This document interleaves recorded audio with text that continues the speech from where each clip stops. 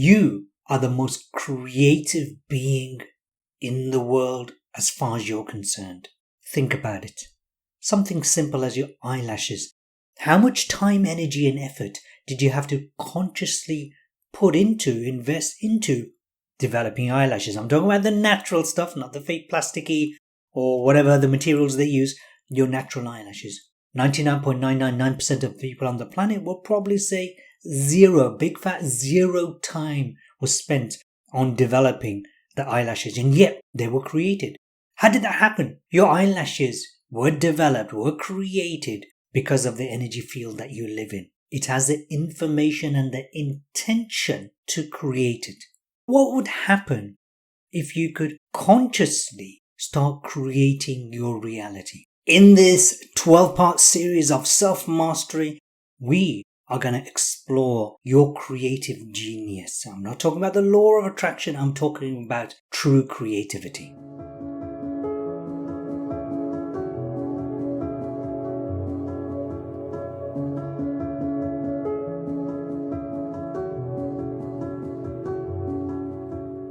Think about this for a second. 37,000 billion, that's by the way 12 zeros after 37, 37,000 billion chemical reactions are taking place in your body every single second.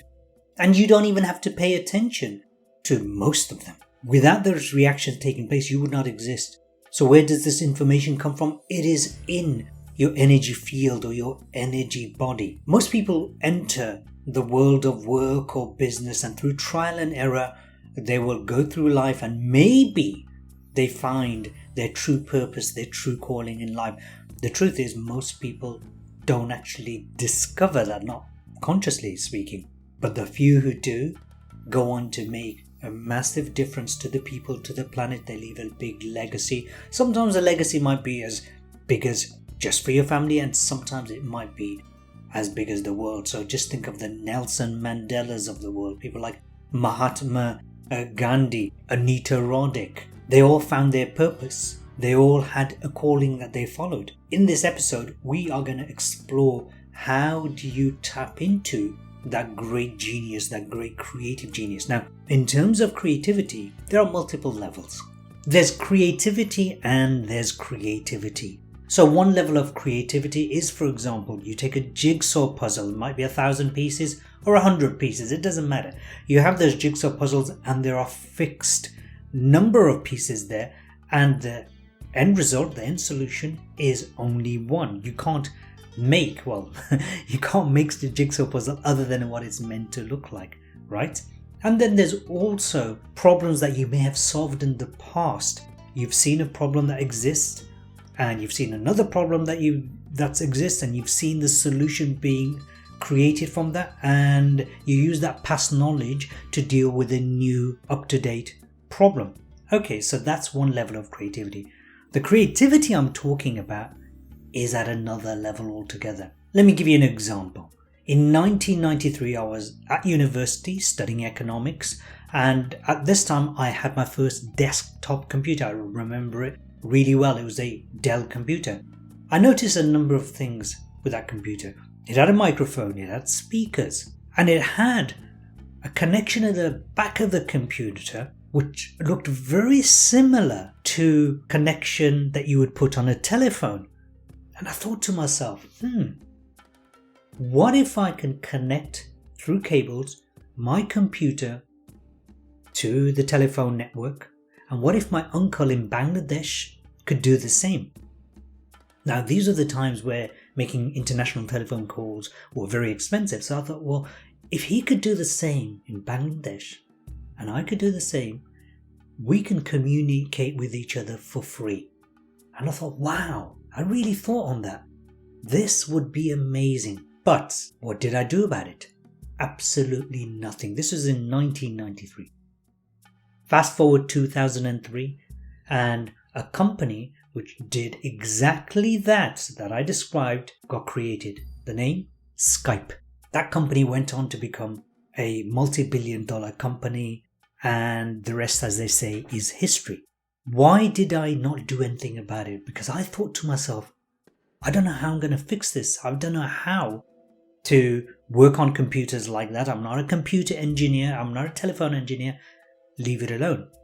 That was not the first time that's happened to me. I can give you many, many stories, and I bet you've probably done the same. So the question is, did I have that thought and somebody else pick up on it, or did something else happen? Let me introduce you to the world of morphogenic fields. Imagine there's a cloud of information around the whole planet, and you, my friend, directly are able to tap into that cloud, and so am I.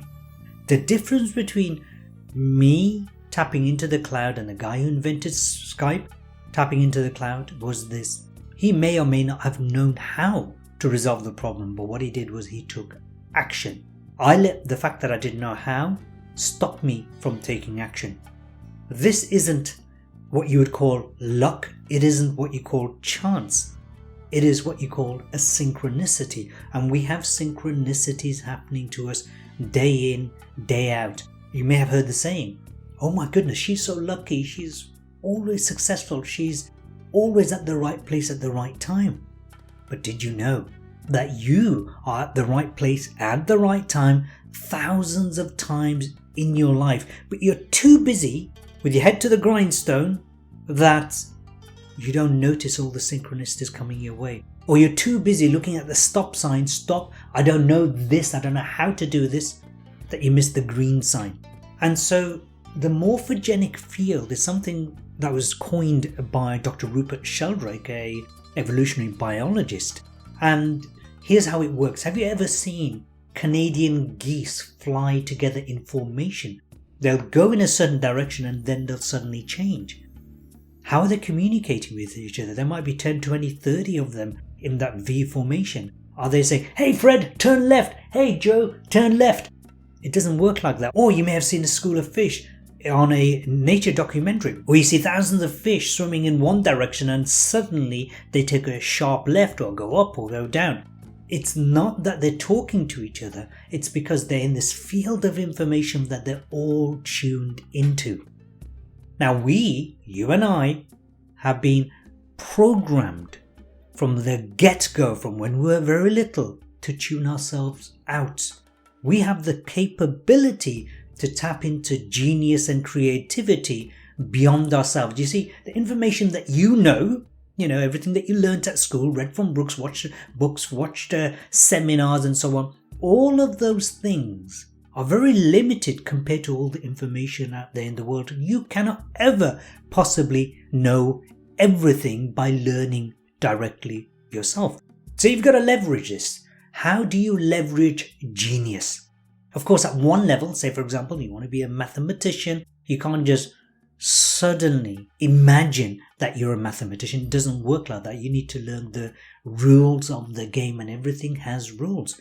Tip number 1, tapping into genius, is this. Just because you do not know the how doesn't mean you can't do it. So let's explain this. So I'm basing this on Chinese philosophy. You begin with the why.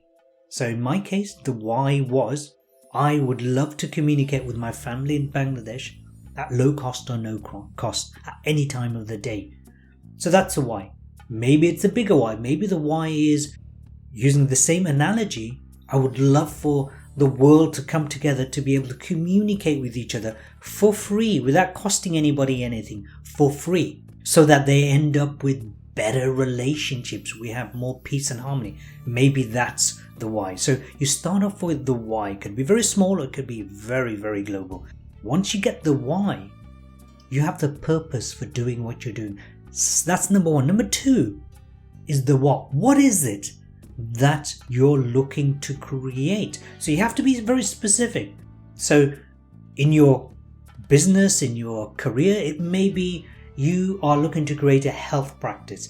It may be you are looking to help people get rid of chronic health diseases or help them manage that like I do. Whatever it is, what specifically is it that you're wanting to do? What does that look like? If it's helping people with chronic health disorders, it may be I am running high-level retreats for 10 days, a detoxification retreat with all the bells and whistles. It may be that I'm running a clinic in a very specific place. Let's say London. This is what it is. And what am I doing there? I'm helping people, guiding them, mentoring them, coaching them, giving them healing. So be very specific about the what. So this is really about the vision. Have total clarity about the what. You've got the why, now go for the what. Next thing is the who. Who is it that I'm serving? Who is it that I'm helping? Am I helping my family? Am I helping my uncle? Am I helping the all mothers or all fathers or parents or children? Who specifically am I serving within my own capabilities? So we went for the why, the what, and the who. But don't stop there at the who. Who do I know who's already done what I'm about to do? This is where the leverage comes in. Who do I know who's already done it? Because if it's been done before, then it's not impossible.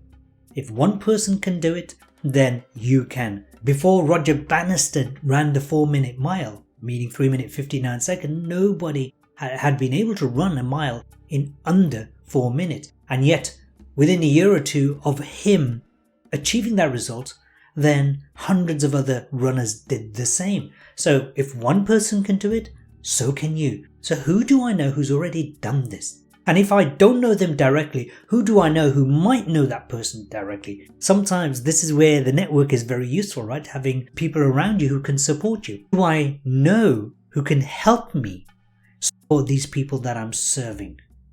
So it might be somebody who develops your website. It might be somebody who gives you business mentoring, somebody who teaches you to advertise, somebody who does the selling for you, maybe someone who teaches you how to sell. So who do I know who can help me? Then you ask the question, where is this going to take place? Is this something that's going to happen online? If it's online, is it going to be via social media? Am I going to create my own platform? Then the when. When would I like to achieve this by? So when someone, for example, makes a New Year's resolution in the early part of the year, and most New Year's resolutions don't work, by the way, but that's all by the by. 93% of people fail in New Year's resolution. We'll talk about that on another episode. So you might set this New Year's resolution and say you want to achieve this by the end of the year or by the end of 3 months. So be very specific about your timing, but be flexible. And then finally, the last question, not the first question, the last question. This is the question, by the way, where you differentiate those who fail and those who succeed. Those who fail come to this question first, and those who succeed come to it last. The last question is, how can I achieve this? How will I get this done? Some of the things you will know how to do. A lot of the things you will have no clue. And this is where you go back to, who do I know who knows how to do this? Who can guide me, support me, or I can pay them to do it?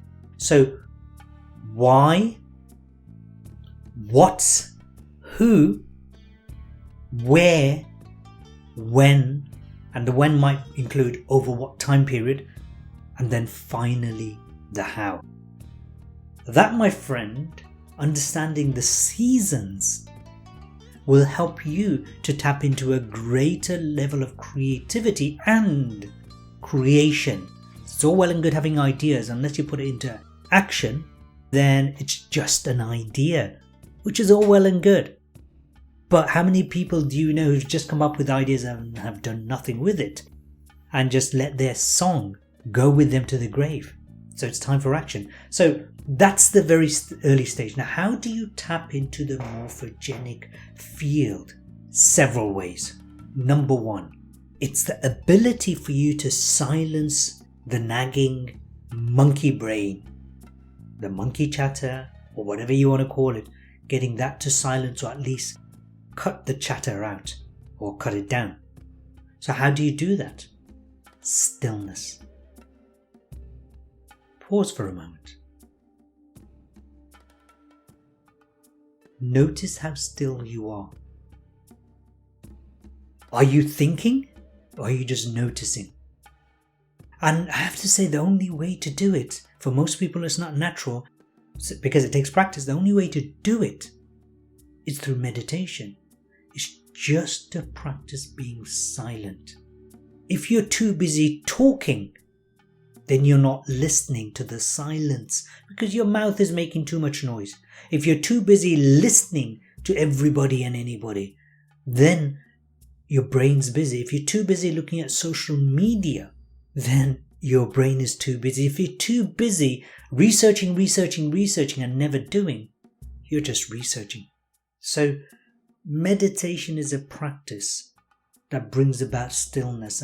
I always recommend people to start off working on the root chakra meditation. So if you watch yesterday's video, then you'll know what I'm talking about. The link for yesterday's video is in the description. And if you follow that, what I recommend is do the root chakra meditation. I've got a free training available. Click on the link for the free training as well. So create silence in your head, because here's what happens. When you are able to silence or at least create space between your thoughts, then you're gonna start tuning into your own higher level creativity. It's number one. Let's call it your higher self or your soul. You start creating answers or coming up with solutions that you never ever would have imagined on your own. So that's the first thing. Second way to do it is this. When you are working on a problem, then you look at the problem and then you ask your subconscious mind to help you out. Here's how you do it. Say, for example, I want to find more clients. I ask my subconscious mind, hey subconscious mind, why is it easy for me to find clients? How is it that I am so effective and efficient at acquiring new clients? Or if it's a relationship, you might say, why is it so easy for me to have a happy, harmonious relationship with my partner? How can I make this relationship even more powerful? The point is this: by asking your subconscious mind these questions, you are triggering mechanisms inside of you that your subconscious has to respond to. Affirmations don't work, generally, to a degree, but not at this level. By asking these questions, you are activating the part of you which is way more bigger than your conscious mind, which will start looking for answers, and hence the importance of practicing silence, because the more silent you are, the more ready you are and able you are to be able to hear your inner voice. The next way to do it is activate something called the RAS, which is the Reticular Activating System. I've done this so many times, consciously and unconsciously, and I know you would have as well. A couple of years ago, I went into a Jaguar sales room, Jaguar the car, and I saw a beautiful red F-Type Jaguar, and I looked at it and I thought, wow, I would look so good in that, and that would look so good around me. And I thought, but I've never seen this F-Type Jaguar before. I'd never seen it in all my life. Straight after that, I was dropping a friend off to the airport, couple of hour drive from where I was. En route, within the next hour, I saw 11 or 12 F-Type red Jaguars. Was it because the car salesman phoned up all the Jaguar owners and said, hey, Harun Rabbani is driving down the motorway, can you make sure you drive out so he spots you? Nope, that's not how it works. Because your mind is paying attention to one particular thing, so in this case a red F-Type Jag, because your attention is on that one thing, your reticular activating system filters everything out and filters in the thing that you're thinking about most, your dominating thoughts. So if your dominating thoughts are on positive, guess what you're going to get? Positive stuff. If your dominating thoughts are, yeah, it's fixable, guess what happens? You end up finding things that you find fixable. If your dominating thoughts on the other hand is, oh, I will never achieve a great relationship, all the good men are taken, I will never get myself a good job, nobody can afford my services. If that's your thoughts and your dominating thoughts, then it becomes a self-fulfilling prophecy. Your own brain can't take in all the information and process everything as it comes in. It has to filter things out for your conscious mind to focus on. So if you'd like to take yourself to a next level of creativity, then start thinking about your reticular activating system. Where attention goes, energy flows, or where attention goes, creativity flows. So this year, meaning over the next 12 months or even over the next 3 months, what if you took your genius and your creativity to another level? So according to Anders Ericsson, when you practice something with true focus and attention, it only takes 10,000 hours, which is still a lot of hours, 10,000 hours for you to master it. But if you practice that much more, maybe another couple of years more, you become a world-class genius. You, my friend, can accelerate that. Here's how. Find your purpose if you don't already know it. It comes from within, by the way. We'll talk more about that on another episode. By tapping into your cause and into your why, start becoming a geek. Start becoming a genius. You know, if you only did 2 hours of research into one area of specialty. So in my case, I do functional medicine. I've done energy healing. Now it's functional medicine. 2 hours a day, every day, 7 days a week. Within a couple of years, you will have enough information equivalent to that of someone who is doing a PhD if there was just that one specific area.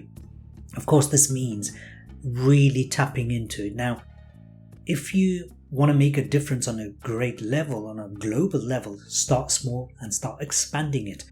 And here's how you do it. So you research the particular area you want to geek out on. Where attention goes, energy flows. Keep your attention focused. Stage 1, start writing about it. If you're not good at writing, then start creating videos like I do.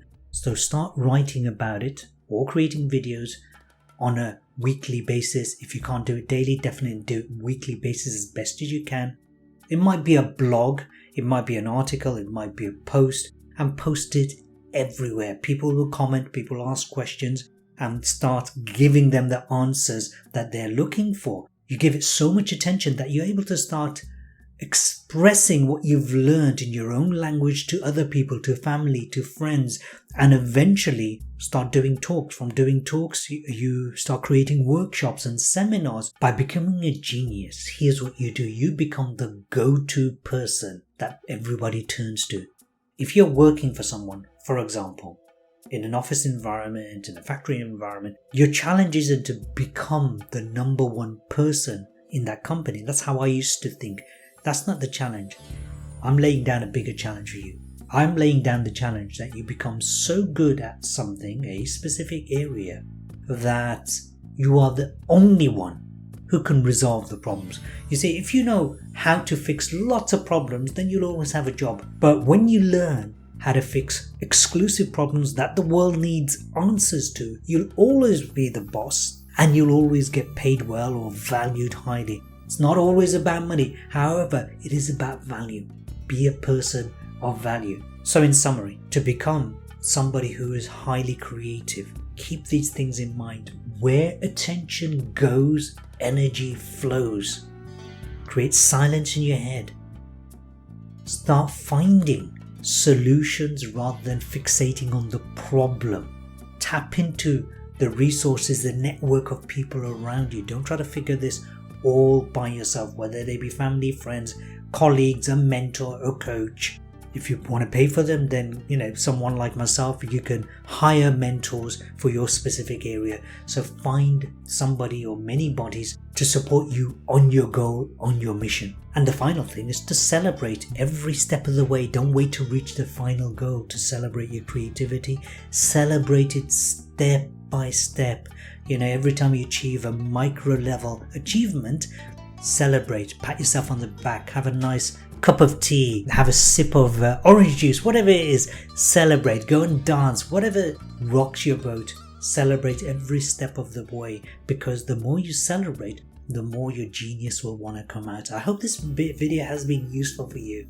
This is something, I strongly believe that every single one of us are here on the planet to make a difference. That includes you, my friend. The challenge is, are you going to let your past programming, your past experiences dictate your destiny? Or are you going to be someone who steps forward, taps into your creativity and be the master of your own destiny and be the master of the destiny of others through your legacy?